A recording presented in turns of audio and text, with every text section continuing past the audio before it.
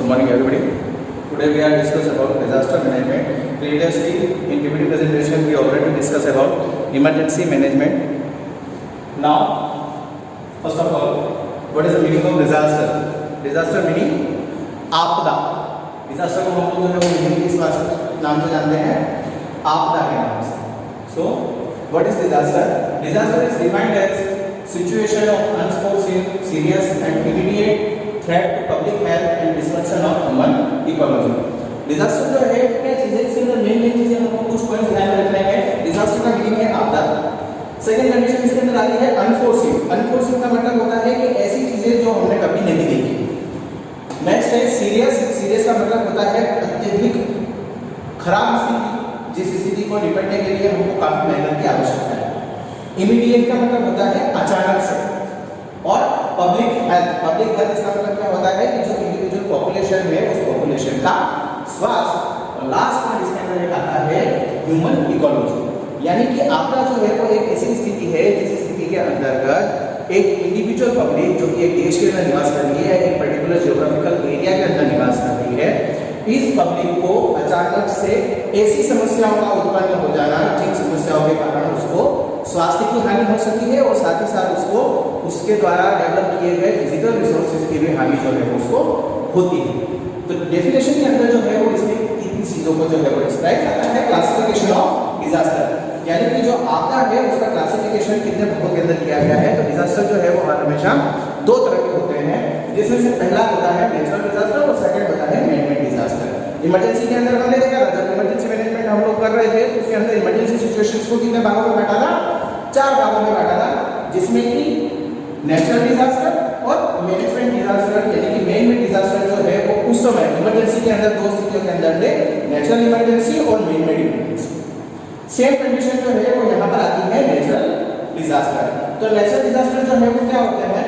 Earthquake, cyclones, floods, फेमाइन्स, droughts और सी search. आज की डेट के अंदर अगर नेचुरल डिजास्टर की बात करते हैं तो कोविड-19 के बारे में जितनी बातें चल रही हैं उसमें कोई तो कह रहा है कि प्राकृतिक डिजास्टर है, कोई कह रहा है कि इसको चाइना के द्वारा डेवलप किया गया है. तो हमको अभी तक पता नहीं है क्या है क्या नेचुरल है या मैन मेड. तो नेचुरल डिजास्टर ऐसे डिजास्टर होते हैं जिनको कि हर हमेशा प्रकृति के द्वारा उत्पन्न किया जाता है, जैसे कि सबसे मेन चीज होती है भूकंप. आज की डेट के अंदर भूकंप जो है उससे ज्यादा खतरनाक नेचुरल डिजास्टर जो है वो कोई भी नहीं. सेकेंड आता है man made disaster. Man made disaster के अंदर सबसे बड़ा डिजास्टर है पॉल्यूशन. आज दिल्ली के अंदर भी कई व्हीकल्स वगैरह हम देख रहे हैं, ट्रांसपोर्टेशन देख रहे हैं, पॉल्यूशन जो है वो हाई लेवल के ऊपर चढ़ चुका है, जिसमें कि आज इंडियन गवर्नमेंट जो है उसने बेस 6 मॉडल्स जो है वो गाड़ी के लॉन्च किए हैं, जिससे कि पॉल्यूशन जो है उसको हम कंट्रोल में ला सकते हैं. पेपर्स जो है उसको भी हम पॉपुलेशन की कैटेगरी के अंदर लेते हैं कि मिनिमम यूज ऑफ पेपर्स जो है वो इंडिया के अंदर और ऑल ओवर वर्ल्ड के अंदर पॉल्यूशन को कम करना है. तो मैन मेड डिजास्टर के अंदर जो है वो कितने डिजास्टर आते हैं? वॉर्स यानी कि युद्ध. Second pollution. पॉल्यूशन का मतलब होता है प्रदूषण. Chemical disaster, Bhopal case tragedy. और अभी एक रिसेंटली तमिलनाडु में या आंध्र प्रदेश में कहीं पर वापस से एक ट्रेजेडी हुई है जिसके अंदर भी केमिकल का रिसाव हो गया और उसके अंदर कई लोग जो है वो मर गए. लास्ट होता है बॉम्ब ब्लास्ट. 26/11 26/11 को देख सकते हैं, इससे भी हम कंपेयर भी कर सकते हैं क्योंकि वो था एक टेररिस्ट अटैक जो कि ऑलरेडी मैन मेड डिजास्टर है. तो ये जो दो क्लासिफिकेशन थे वो है हमारे नेचुरल डिजास्टर और मैन मेड डिजास्टर. सेकंड जो है वो हम इसके अंदर जाते हैं main phases of disaster management. तो जैसा कि अपन बार हमेशा देखते हैं कि नर्सिंग प्रोसेस जो होता है उसमें भी एक प्रोसेस होता है, यानी कि कोई भी एक चीज जो है वो बिना स्टेप्स के, बिना फेज के कभी भी कंप्लीट नहीं हो सकती. तो जो डिजास्टर मैनेजमेंट होता है, डिजास्टर का मतलब आपदा और मैनेजमेंट का मतलब उसका प्रबंधन. तो हम इस चीज को किस तरीके से देखेंगे? आपदा का प्रबंधन. तो आपदा का प्रबंधन जो है वो हर हमेशा 4 चरणों के अंदर जुड़ा होता है, जिसमें कि पहला चरण होता है मिटिगेशन, सेकंड होता है प्रिपेयरनेस, थर्ड रेस्पॉन्स और लास्ट में होता है रिकवरी. मिटिगेशन जो है इसके अंदर एक चीज को हम नोट करते हैं कि आज की डेट के अंदर जितनी भी जो बड़ी बड़ी इंडस्ट्रीज की प्लानिंग होती है, रेजिडेंशियल अपार्टमेंट्स की प्लानिंग होती है, जैसे कि रेजिडेंशियल अपार्टमेंट्स की प्लानिंग जो है वो हर हमेशा किन चीज़ों को ध्यान में रख के की जाती है? जैसे वहाँ पर प्रॉपर एक फायर एग्जिट होना चाहिए. अगर कभी किसी स्थिति के अंदर वहाँ पर अगर आग लग गई है तो आग से लोगों को बचाने के लिए हमको एक फायर एग्जिट की रिक्वायरमेंट होती है कि वहाँ से बंदा जो है वो बाहर निकल सके। आज हम मॉल्स के अंदर जाते हैं, आज हम मल्टीप्लेक्स के अंदर जाते हैं, वहाँ पर भी हर हमेशा एक जो है वो इमरजेंसी एग्जिट जो है वो बनाया जाता है। तो मिटिगेशन का मतलब ये चीज़ होती है कि किसी भी आपदा को डेवलप होने से पहले ही हमें उस चीज़ का प्रबंधन कर लेना है। समझ में आ गई बात? आपदा से पहले ही अगर हम प्रबंधन कर रहे हैं तो जब वो आपदा डेवलप होगी तो हम उसको कई हद तक कंट्रोल कर सकते हैं। इसीलिए मिटिगेशन की हमको रिक्वायरमेंट होती है। तो गवर्नमेंट ने कुछ ऐसे नॉर्म्स बना रखे हैं जिसके अंतर्गत जो है वो उन्होंने हर चीज़ की प्लानिंग के लिए, हर चीज़ के डेवलपमेंट के लिए कहीं ना कहीं किसी न किसी चीज़ की फाउंडेशन डाल रखी है। जैसे कि अगर हम रेजिडेंशियल सोसाइटी की प्लानिंग के अंदर चले जाते हैं या फिर हम भूखंड की प्लानिंग के अंदर चले जाते हैं तो कभी भी 100% भूखंड में 100% रेजिडेंस के लिए जो है वो यूज नहीं हो सकता। तो वो कितना यूज होगा? अब वो गवर्नमेंट नॉर्म्स से जो भी बना रखा हो 70%, 60%, 80%, यानी कि जो रिमेनिंग का जो पार्ट है वो रिमेनिंग पार्ट जो है वो क्या होता है, वहाँ पर गार्डन डेवलपमेंट होगा, वहाँ पर स्पोर्ट्स का एरिया डेवलप होगा, वहाँ पर एक प्लेग्राउंड का डेवलप होगा। यानी कि एक इमरजेंसी सिचुएशन के अंदर अगर हमको कभी जनता को बचाना पड़े तो हम उस गार्डन को, हम उस प्लेग्राउंड को आपदा प्रबंधन के अंदर जो है वो यूज कर सके। प्रिपेयर्डनेस का मतलब क्या होती है? जैसे कि अभी हमने फर्स्ट मिटिगेशन के अंदर देख लिया, उसी मिटिगेशन को इम्प्रूव करने के लिए, मिटिगेशन को इम्प्रूव करने के लिए प्रिपेयर्डनेस का मतलब होता है पहले से तैयार होना। जैसे कि आज जो है वो हम कई जगह पर ये देखते हैं कि आज मॉक ड्रिल्स हुई, अचानक से कोई प्रशासन जो है वो एक जगह पर पहुंच जाएगा, आग लग गई, फायर सेफ्टी के जो पर्सन होते हैं उन लोगों के लिए जो है वो मॉक ड्रिल्स होती है। तो ये प्रिपेयर्डनेस कैटेगरी के अंदर आता है। और नेक्स्ट इसी प्रिपेयर्डनेस की क्या है? रिस्पॉन्स, यानी कि हम किसी आपदा के समय कैसा रिस्पॉन्स जो है वो उस जगह पर प्रदान कर सकते हैं और मिनिमम टाइम पीरियड में हम कैसा रिस्पॉन्स उसको देंगे। हमारी रिकवरी, और रिकवरी का मतलब होता है कि जितनी भी समस्याएं जो आज के के अंदर डेवलप हुई उस चीज से हम जो है वो कैसे उबर सकते हैं। यानी कि 3R, response, recovery and rehabilitation. ये 3R जो है वो हमको मेन ध्यान में रखना जरूरी है कि जैसे आज अगर कच्छ भुज के अंदर भी भूकंप आया था तो वहाँ पर काफ़ी ह्यूमन बींग्स जो है उनकी कैलामिटीज हुई थी, काफ़ी फिजिकल स्ट्रक्चर्स जो है वो डैमेज हुए थे। तो उसके बाद में गुजरात गवर्नमेंट जो है उन्होंने उनका पुनर्वास किया। रिहेबिलिटेशन का मतलब क्या होता है? पुनर्वास करना, यानी कि जिनको फाइनेंशियल अगर लॉस हुआ है तो उनको फाइनेंशियल मदद करना, जहाँ पर उनको रेजिडेंशियल का लॉस हुआ है वहाँ पर उनको इस तरीके से सुविधाएं उपलब्ध करना कि वो व्यक्ति जो है वो वापस से अपने पैरों के ऊपर खड़ा हो सके, अपनी परिस्थितियों को संभाल सके। तो ये जो 4 चीज़ें हैं वो हर हमेशा डिजास्टर मैनेजमेंट के अंदर यूजफुल होती हैं, तब हम प्रॉपर तरीके से डिजास्टर को संभाल सकते हैं। नेक्स्ट ऑफ डिजास्टर, यानी कि आपदा के सिद्धांत। आपदा के सिद्धांत के अंदर जो है वो सबसे फर्स्ट चीज होती है comprehensive, progressive, risk driver, integrated, collaborative, coordinated, flexible और प्रोफेशनल।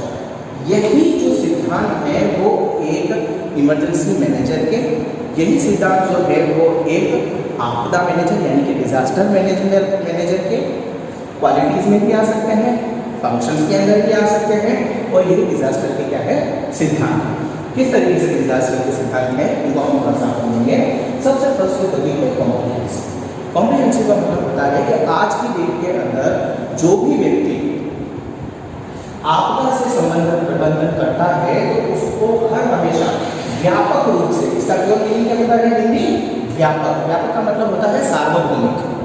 सार्वभौमिक का मतलब डिजास्टर जो है वो हमको के नहीं आ रहा है कि मैं तूफान आ रहा हूँ तुम संभल जाओ, मैं नदी बह के आ रही हूँ तुम संभल जाओ, या मैं फट रहा हूँ तुम संभल जाओ।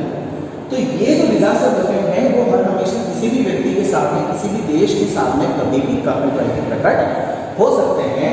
तो इन सिचुएशन के अंदर एक डिजास्टर मैनेजर जो होता है उसकी ये रिस्पॉन्सिबिलिटी होती है और डिजास्टर का ये एक सिद्धांत होता है कि उसे हर जगह पर किसी भी प्रकार से डेवलप हुए आपदा को नियंत्रित करना है। तो ये व्यापक का मतलब जो है यहाँ पर इस तरीके से क्लियर है। सेकंड पॉइंट आता है रिस्क ड्राइवर। रिस्क ड्राइवर का मतलब क्या है? सॉरी, रिस्क ड्राइवर सेकंड है प्रोग्रेसिव का मतलब होता है प्रगतिशील, यानी कि जितने भी मैनेजर्स जो कि इमरजेंसी से सिचुएशन रिलेटेड होते हैं, जितने भी मैनेजर्स जो है वो डिजास्टर से रिलेटेड होते हैं,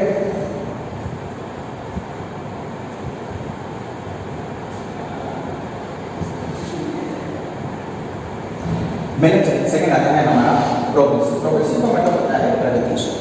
तो जो मैनेजर्स इमरजेंसी सिचुएशन से रिलेटेड हैं, जो डिजास्टर सिचुएशन से रिलेटेड हैं, उनकी सेकंड सिद्धांत ये चीज होती है, सेकंड प्रिंसिपल होता है उनका कि always be a work, always doing a work for disaster, यानी कि आपदा से रिलेटेड जितने भी कार्यकलाप, जितने भी कार्य हम कर रहे हैं, उनके ऊपर निरंतर रूप से, प्रगति रूप से, यानी कि वन बाय वन मीन्स अगर आज की डेट में अगर बम ब्लास्ट हुआ और हमने उस सिचुएशन को अगर कंट्रोल किया, तो अगली बार जब बम ब्लास्ट होगा तो हम ऐसी कौन सी चीज़ों को अप्लाई करें जिससे कि वो चीज़ जो है वो हमारे ऊपर और कम इफेक्ट है।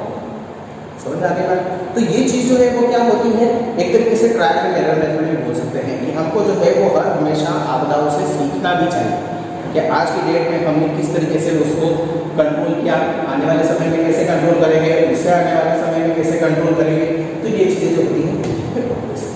नेक्स्ट आता है रिस्क ड्राइवर। रिस्क ड्राइवर का मतलब होता है कि जितनी भी इंडस्ट्रीज डेवलप होती हैं, जितनी भी प्रकृति के ऊपर उपलब्ध साधन हैं, जितने भी रिसोर्सेज हैं, उन सारी चीज़ों के अंदर किसी न किसी तरह की आपदा का रिस्क होता ही है। तो उन रिस्क को कंट्रोल करना ये किसकी रिस्पॉन्सिबिलिटी है?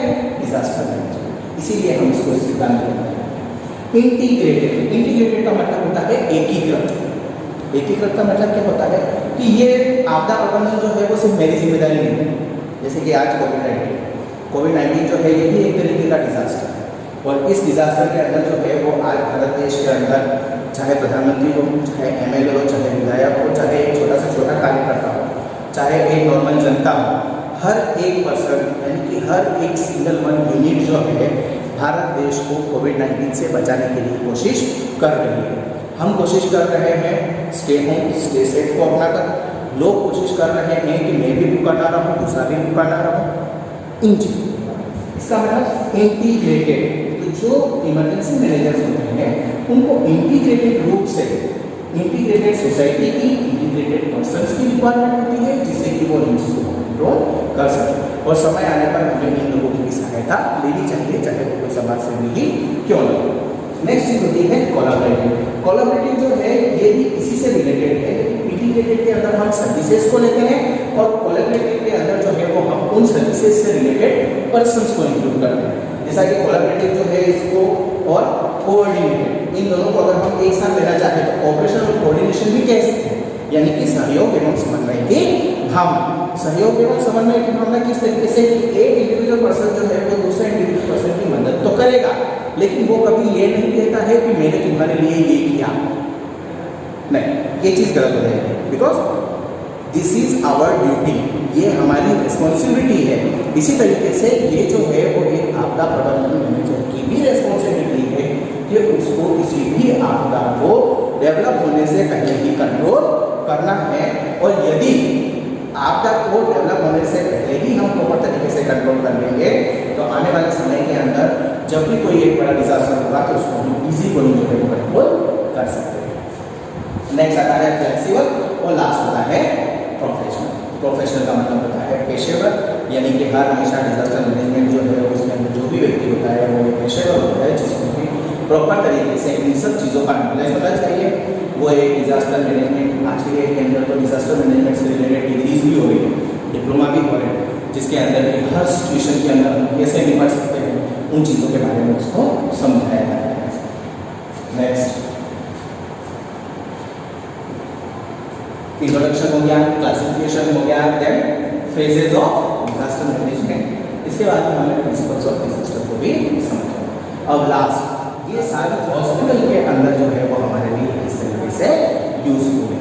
बी ए नर्सिंग प्रोफेशनल, हमारे अंदर जो हॉस्पिटल्स होता है, जब हम हॉस्पिटल के अंदर काम करते हैं तो हॉस्पिटल के अंदर डिजास्टर कैसे डेवलप होता है, यानी कि हॉस्पिटल के अंदर जो है वो हमेशा दो तरह के डिजास्टर होते हैं। पहला होता है इंटरनल डिजास्टर और सेकंड होता है major external disaster. Internal disaster का मीनिंग क्या हो गया कि नॉर्मली अगर एक हॉस्पिटल की बिल्डिंग है तो उसके अंदर सबसे ज़्यादा जो है वो अगर किसी तरीके की आपदा होती है तो वो होता है ड्यू टू सफोकेशन या फिर due to high temperature, due to many type of cases, exposure के चांसेस जो है वो हॉस्पिटल्स के अंदर ज़्यादा होते हैं। तो इंटरनली अगर हम कोई डिजास्टर देखते हैं तो हॉस्पिटल के अंदर एक इंटरनली डिजास्टर होता है, वो होता है सिंपली लैंग्वेज के अंदर फायर का, यानी कि आग का। तो एक हॉस्पिटल के स्ट्रक्चर को डेवलप करते समय हमें जो है वहाँ पर फायर एग्जिट का ध्यान रखना काफ़ी नेसेसरी है। और साथ ही साथ जब अगर ऐसी कोई सिचुएशन डेवलप होती है तो वहाँ पर हमको जो है वो एक प्लांट लगाना है, जिसके अंदर ही चाहे तो हम उसके अंदर कोई सिलेंडर को यूज़ कर सकते हैं, चाहे हम एक पानी का हॉस पाइप बना सकते हैं, जिससे कि इमरजेंसी के अंदर आग जो है उसको बुझाया जा सके।